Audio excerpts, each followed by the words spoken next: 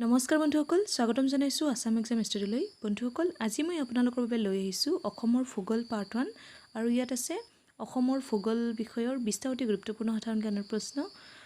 আশা কৰিছোঁ ভিডিঅ'টো চাই ভাল পাব আৰু এই ভিডিঅ'টোৰ জৰিয়তে নিশ্চয় আপোনালোকৰ ভূগোল বিষয়ৰ ওপৰত কিছু সংখ্যক হ'লেও নিশ্চয় ক্লিয়াৰ হ'ব। লগতে বন্ধুসকল, আমি অসমৰ ভৌগোলিক দিশৰ বিষয়ে জনাৰ আগতে আমি অসমৰ চাৰিসীমাৰ কথা নিশ্চয় জানিবই লাগিব। তো প্ৰথমতে আমি অসমৰ চাৰিসীমা জানিলোঁ, তাৰপিছত আমাৰ আজিৰ বিষয়ৰ 20টা অতি গুৰুত্বপূৰ্ণ অসমৰ ভূগোলৰ প্ৰশ্নলৈ আগবাঢ়িম। আমাৰ অসমৰ চাৰিসীমাত আছে উত্তৰে ভূটান আৰু চীন, পূবে অৰুণাচল প্ৰদেশ, নাগালেণ্ড আৰু মণিপুৰ, দক্ষিণে বাংলাদেশ, ত্ৰিপুৰা, মিজোৰাম আৰু পশ্চিমে হ'ল পশ্চিমবংগ।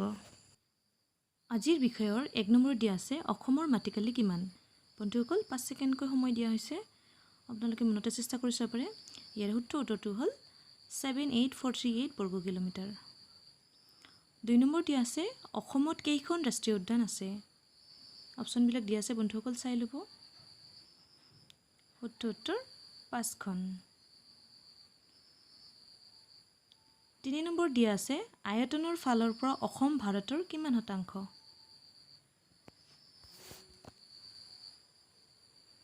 2.39 শতাংশ।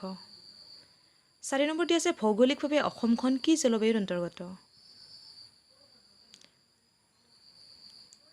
ইয়াৰ শুদ্ধ উত্তৰ মৌচুমী।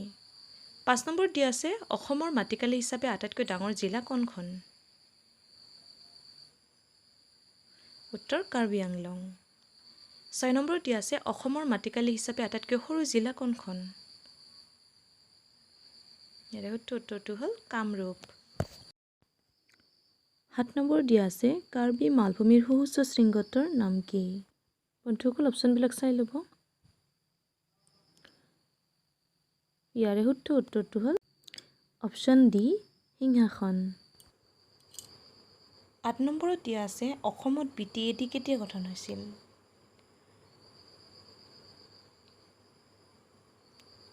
ইয়াৰে শুদ্ধ উত্তৰটো হ'ল উত্তৰ 2003 চনত। 9 নম্বৰত দিয়া আছে মানাহ ৰাষ্ট্ৰীয় উদ্যান কোন জিলাত অৱস্থিত।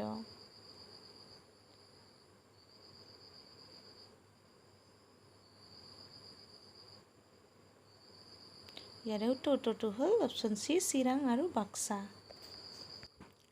10 নম্বৰত দিয়া আছে অসমৰ দক্ষিণ সীমাৰে পাৰ হৈ যোৱা অক্ষৰেখাৰ নাম কি। অপশ্যনবিলাক দিয়া আছে, বন্ধুসকল চাই যাব। ইয়াৰে শুদ্ধ উত্তৰটো হ'ল অপশ্যন এ, কৰ্কট ক্ৰান্তি।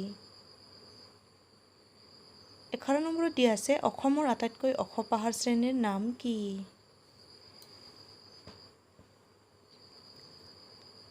ইয়াৰে শুদ্ধ উত্তৰটো হ'ল অপশ্যন চি, বৰাইল। 12 নম্বৰত দিয়া আছে বৰাক উপত্যকাৰ সৰ্ববৃহৎ নগৰ কোনখন।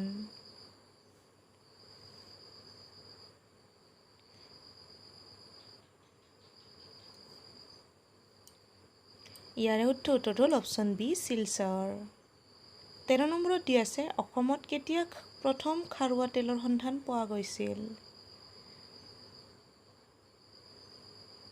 ইয়াৰে শুদ্ধ উত্তৰটো হ'ল অপশ্যন এ, 1886 চনত। 14 নম্বৰত দিয়া আছে ভাৰতীয় সাৰ নিগমৰ কাৰখানা ক'ত আছে।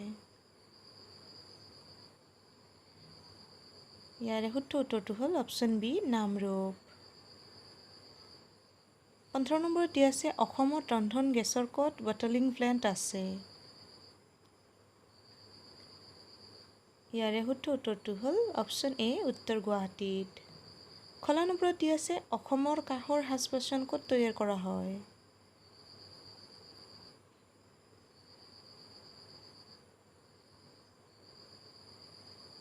ইয়াৰে শুদ্ধ উত্তৰটো হ'ল অপশ্যন চি, সৰ্থেবাৰীত। 17 নম্বৰত দিয়া আছে অসমত জলজ সম্পদৰ প্ৰধান ভাণ্ডাৰ কি।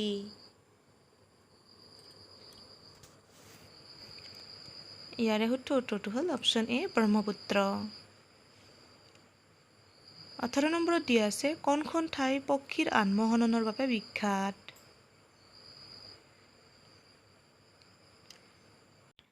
যদি উত্তৰটো জানে কমেণ্টত জনাব। ইয়াৰ শুদ্ধ উত্তৰটো হ'ল অপশ্যন চি, জাতিংগা।